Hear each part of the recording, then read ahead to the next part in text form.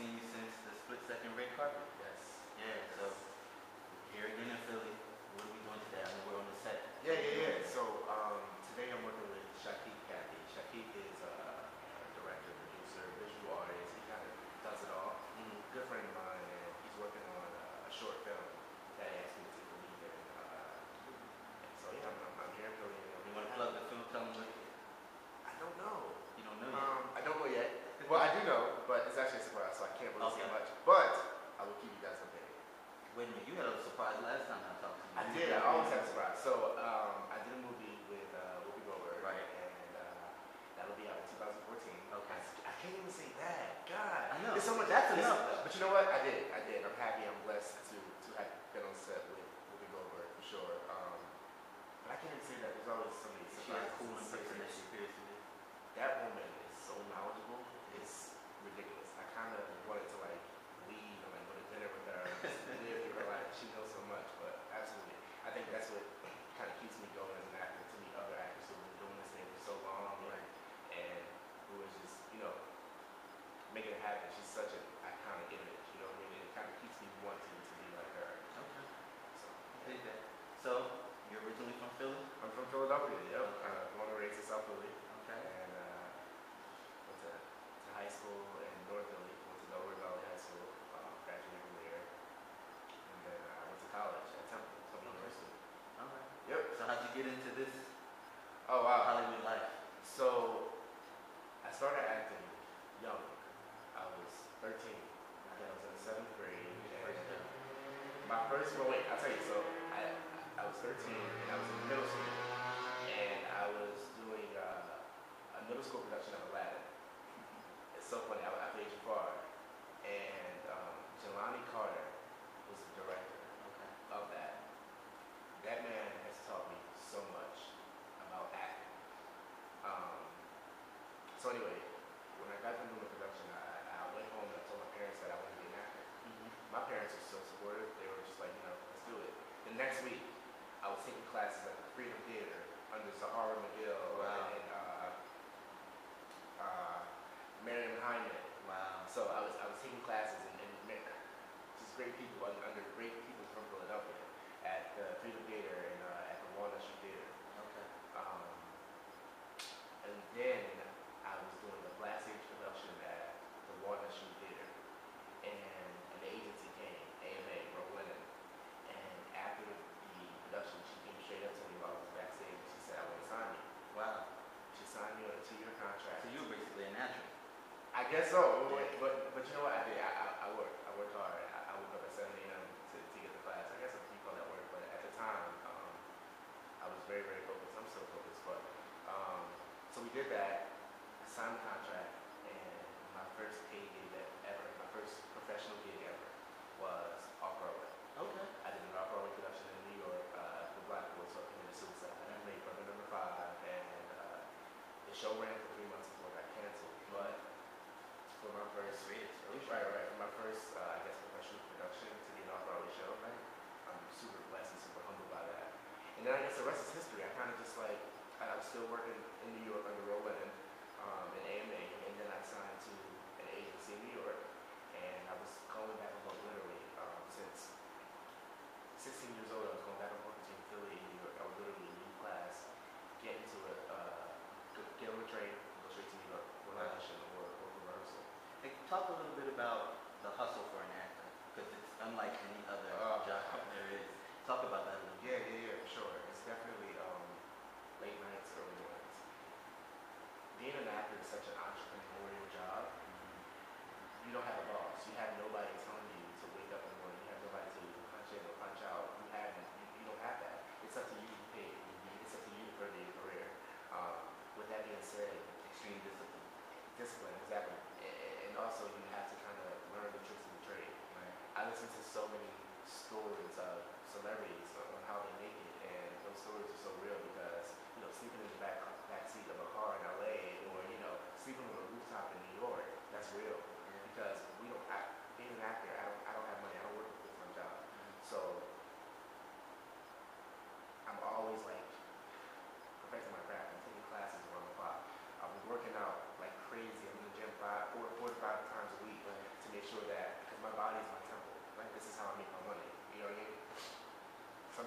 working and trying to perfect my craft. On top of that, I don't depend on any agencies. I'm signed to an agency. I have an agent and a manager. I don't depend on them. I don't want them to know that I'm dependent on them. Right. I find my own work. On top of the work that they find me, but I'm also, networking. I'm at every networking event. I'm meeting people. I'm going to screenings of films. I'm going to see plays. I'm trying to meet people. Now that you mentioned that, talk a little bit, expound upon that, getting out there and physically putting yourself in the space where you want to be. Absolutely. That's part of the job. I think, yeah, absolutely. Being a part of the job is also being a master networker. You have to be a social person. You have to be charismatic. You have to be personal. People have to like you. So that's the thing. You have to literally don't. Social media. I find so much stuff on social media. People invite me to so much stuff, and I just go. And you never know who you'll meet. I would walk up to you and say, "Hey, I'm Jarret Janako. What do you do, or who are you?" Because I want to know. I'm so interested in your life because maybe we can grow together, or maybe we can help each other. And it may seem sometimes it can come off a little opportunistic. I will say, and I've come into situations where it has, but it doesn't stop me. One of the things that I noticed about social media and attending those events, just like you said, is after you attend an event and you go out and do what you said, you're personable, you're meeting people, you're networking, how you grow immediately after. You can almost monitor your growth. It's ridiculous. I keep tab of everything, and it's kind of like my personal resume. My personal, and I also have a vision board. You don't know what a vision board is? I know. Yeah. So my vision board is completely different. I put things up there that I vision, but it's also a bucket list for 1 year. So what I do is every time, I have this board of things that I want. I want to, lose weight. I want to save money. I want to do a Broadway show. I want to move to LA. I want to book a film. All of these things. So I wake up in the morning and I'll say a prayer over top of my vision board, and act, my daily prayer. And this is what I want. I envision it. I put it out there, and I focus on that. All positive energy on these things that I want. And when I accomplish it, I take it down. And I put it in the drawer, or I put it somewhere, so that way at the end of the year, I'm able to see a close to empty board or empty board, because it's what I want. I want an empty board, so that way I look into that board and these are all the things that I've already accomplished. Wow. And that's how I measure my success. That's good. By that vision board. So it helps. Everybody has their own different way of measuring their success, but that's how I do it. Cool. You mentioned earlier about having mentors. How important is that? Oh, very, very important. I had a mentor growing up. Jelani Carter, he whooped me into shape. And John too. John was a city manager, but John was more like a brother, and he looked up. And then again, Miriam Hyman. Miriam was so much of a mentor, and back in the day, I didn't realize she was so much older than me. I thought maybe she was like my age. She was like, we connected. But she's going on to Yale, and these great people that trained me and kind of put me under their wing. Right. Is how I survived. So I think having a mentor is extremely important in this industry because you need to know the lingo. You need to know what to do. You need to know how people did it. You know what I mean? I know some actors now who don't have mentors at all. Right. They don't know the difference between, they don't know what a side is. They don't know what a cold read is. They don't know the difference between a casting call and an audition. You know what I mean? Or a go-see. They don't know any of that. And I think having a mentor while growing up can help me out a lot. And I changed mentors. I do. I changed mentors because as my career grows, I reach for people who are higher to be where I want to be. You know what I mean? Exactly. So yeah, it's very, very important. Talk to me a little bit about auditions and the audition process. I hear that a lot of actors don't like to audition. They actually look at it as a negative thing. That's true. A lot of actors don't like to audition. When I first started, I would be so afraid to audition. I would go in the audition room and freeze up, and that's because I was an uneducated actor. I didn't have any experience. I didn't have any training. I didn't know what an audition was. I didn't look. I took it serious in a sense, but I didn't know the definition of an audition. So give me The some more, tips so right now. for instance, the more you audition, the more you become who you are. Right. The more you are secure as being an actor, the better you feel in the audition room. And it takes training. It takes hours to prepare for a role. It takes days to prepare for a role. And this industry is so last minute. So for instance, if I get a call for an audition tomorrow, I'm going to leave here from set and go home and study for my audition.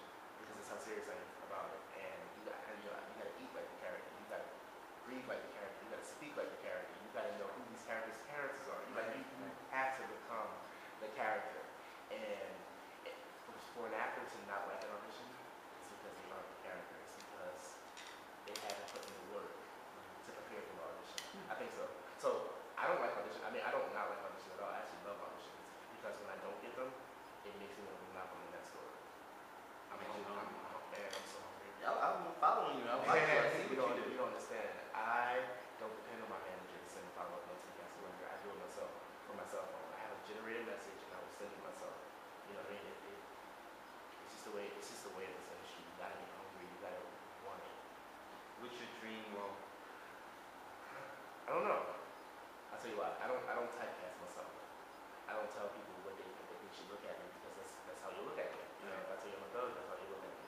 So I kind of try to be versatile, but every actor's dream role is to have a lead in the movie, to be that lead male in the movie. But I do, at the height of my career, I want to be a superhero. I want to be an original superhero. So I want years from now, I want people to look back and note that Jarret Janako was the first superhero, like Superman or Batman, that kind of thing. Get right in the story. Oh, for sure. For sure. You gotta write your own work. That production and all that. And now that you mentioned that, I had no interest in creative, no interest in writing, none of that. I just wanted to be in front of the camera. Today, you have to create your own work. So like me and my boys who are actors, we're writing a web series. You know what I mean? We're putting scripts together, and my friend, one of my best friends, she's writing an amazing pilot. So you got to kind of build your own work because again, this is an entrepreneurial role. Being an actor, you don't have a boss, so you got to make a way for yourself.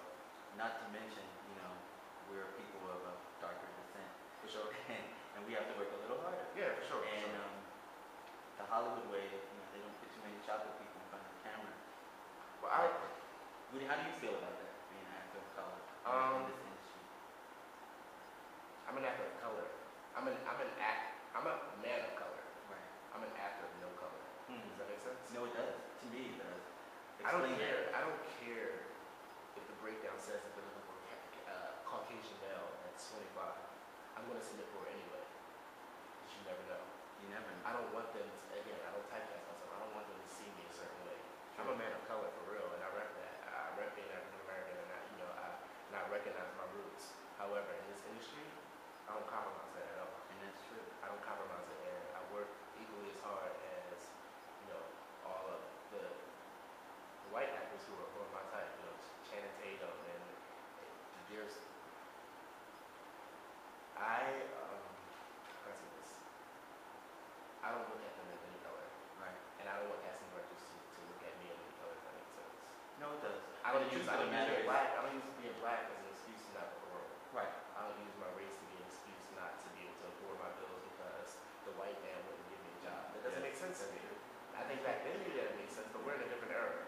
And because you're an actor, and if you're a good actor, you can help them see something about the role maybe they didn't. Exactly. Maybe they did think of it as well. And think about it. We have a black president. You know what I mean? So that right there, that iconic image right there has broke the barrier for all of that. Right? It has broke the barrier for every 10-year-old boy who was dreamt of being president because now they have something to look at. Right. And that's the same way. That's the same reputation that I want to set for people who are my age, people who are younger than me who want to be an actor, who haven't done the things. What do you say to the 14-year-old young man that's trying to be an actor? I would say, and I'm gonna look at you. I would literally say, don't ever be discouraged. Ever. Don't let anyone ever tell you you can't do something. Do it. Figure it out. That's like my quote. Figure it out. Because everyone is not going to be about your success. Everyone is not going to be happy for you. But you got to do what makes you happy. Even if it takes going the extra mile. Even if it takes staying awake 24 hours. You have to make it happen and figure it out. So yeah, do your thing. Appreciate that. You want to call your brothers over? Yeah. So Chike, come over here. Come on. Chike is not an on-camera person. He doesn't like to be on camera, but I want him to have some recognition. He's a director on the shoot, and this man right here is so talented. I met Chike a few years ago, and he graduated. He's from Philly, graduated from Penn State. He just has extraordinary mind. He works, he's creative, and he does his thing. So, your website is ChikeCathy.com? ChikeCathy.com. So, I his work, and make sure you look out for this project within the next couple of I like weeks. how he was kind of halfway in the frame. I like it. Well, I appreciate you having a conversation with me. No, thank you. Shout out some people that are followers of yours, fans that Yeah. Talk Shout out about. to L.A. Young, my homeboy. He has been like supporting me forever. It's my boy. Shout out to my cousins who are on set right now, Ariana Renee and Tanisha Tanea. Love them to death. Shout out to my family. Shout out to everyone who has been following me. And if you aren't following me, I think you should, because I would appreciate it. I'm on Twitter at Jarret Janako, Instagram at Jarret Janako, Facebook Jarret Janako. Everything is Jarret Janako. So yeah, thank you everybody who is watching this right now. Thank you for supporting me. And even if you're not supporting me and you're watching this, I still love you.